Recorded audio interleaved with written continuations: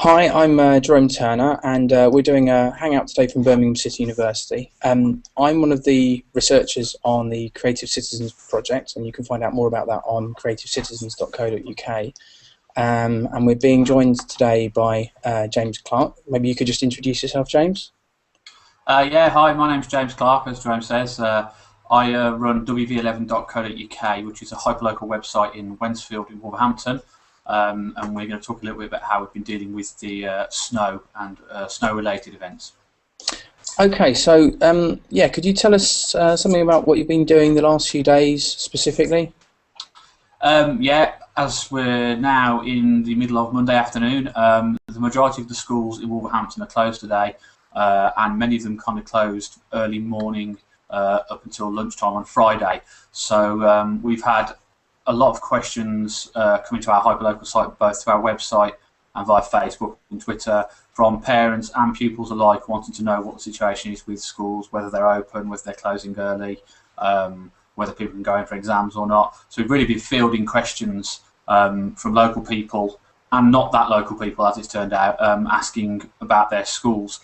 We've had a lot of inquiries from people wanting to find out whether the schools are open at all, whether they're shut early.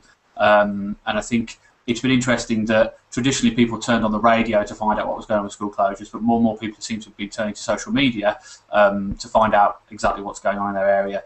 We're lucky in that Wolverhampton City Council run a Facebook page, which is quite popular, and they've been posting hourly updates on Fridays and Sundays to let people know what's going on. But it still seems that a lot of people maybe don't know that that's happening, so we've kind of been republishing the information from there.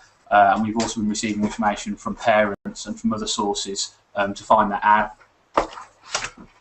Could you maybe show us some of the stories you've been running, or some of the kind of activity you've seen? Yeah, by all means. Let me just share this with you.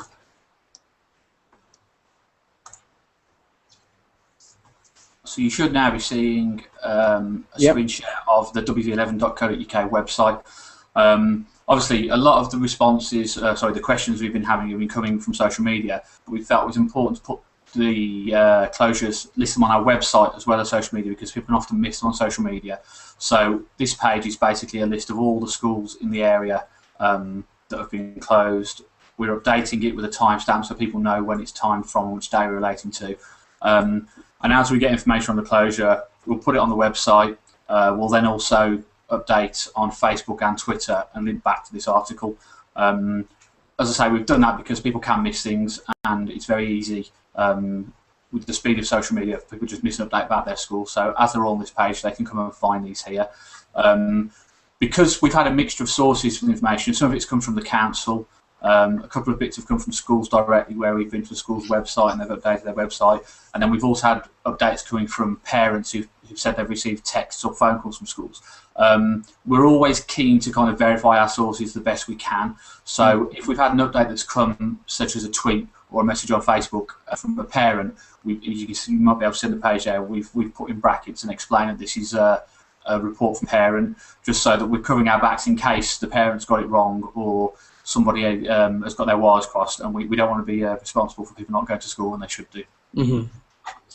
Okay, and what kind of response have you had from the community in the last couple of days, like in terms of people, your readership, and people offering information as well?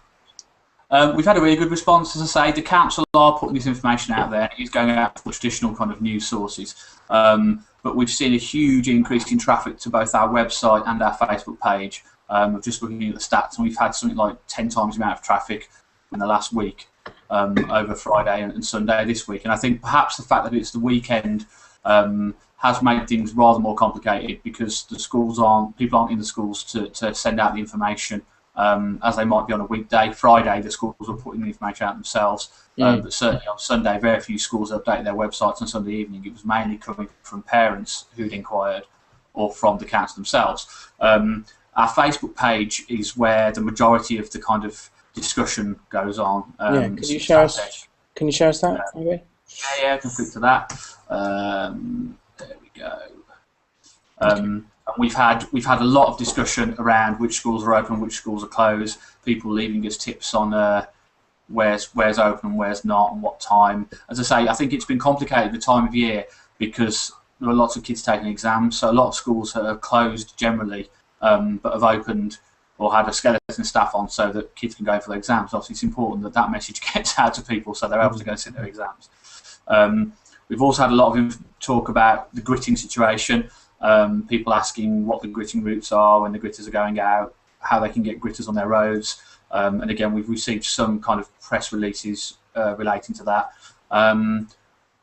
The other thing really is people asking about public transport. Those seem to be the three kind of things, the roads in general, the schools and public transport. A lot of people asking about which bus routes are running and which aren't. So we've kind of done our best to communicate with the public transport operators to find that information out. And again, the information is out there if you know where to look for it, but a lot of people don't follow these sources online regularly, whereas we do, so we can keep tabs on these things. It's quite easy for us to share the information. We have had a situation in one area where the bus operator has been telling us that the bus isn't running. People are telling us on social media that there are buses going past their houses. So that has led to some confusion. But I think generally speaking, people are really keen to to share the information and find out exactly what's going on.